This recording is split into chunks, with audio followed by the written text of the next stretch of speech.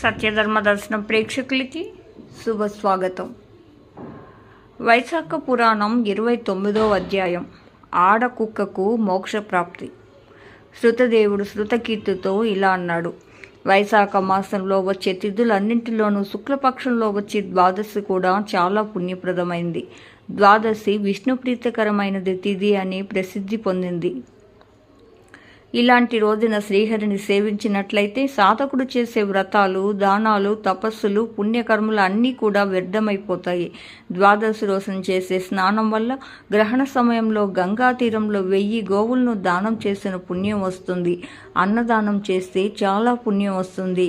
ఈ ద్వాదశి నాడు విష్ణువును, దేవతలను, గురువును, పితృదేవతలను, యముణ్ణి పూజించి జలపాత్రను, దద్యోధనాన్ని ఇచ్చిన పుణ్యం అంతా ఇంత అని చెప్పలేము.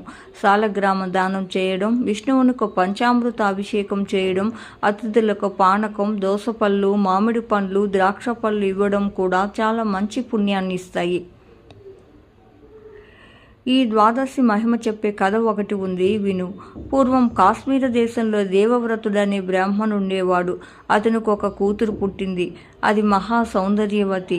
వివాహయోగ్యమైన వయసు రాగానే ఆ కన్యను మాలిని సత్యశీలుడనే యువకునికిచ్చి పెళ్లి చేశాడు. సత్యశీలుడు కొన్నాళ్ళ తర్వాత తన భార్యను వెంట పెట్టుకొని తన గ్రామానికి వెళ్ళాడు. అదేమి పాపమో గాని ఆ భార్యాభర్తల మధ్య అనురాగం అసలే లేదు. మాలిని ఎలాగైనా తన భర్తను తన చెప్పు చేతుల్లో ఉంచుకోవాలని తనలాగే కాపురాలలో అన్యోన్య అనురాగం లేని కొందరు స్త్రీలను పరిచయం చేసుకొని వారిని భర్తను స్వాధీనం చేసుకునే ఉపాయాలు చెప్పండి అని అడిగింది. వారు ఒక యోగిని దగ్గరికి తీసుకుపోయి ఈవిడ నీకు అలాంటి విషయాల్లో సహాయపడుతుందని చెప్పారు. ఆ యోగిని మాలిని దగ్గర కొంత డబ్బు, ఉంగరాలు తీసుకొని ఆమెకు ఒక మంత్రం ఉపదేశించి ఒక చూర్ణం ఇచ్చి దీనిని నీ భర్త చేత తినిపిస్తే నీకు అతడు చెప్పిన మాట వింటాడని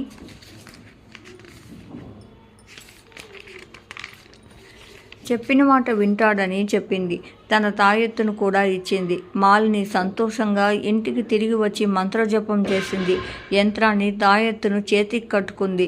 చూర్ణాన్ని భోజనంలో కలిపి భర్తకు పెట్టింది. ఆ చూర్ణం తినేటప్పటికీ సత్యశీలుడికి ఏదో రోగం పట్టుకుంది.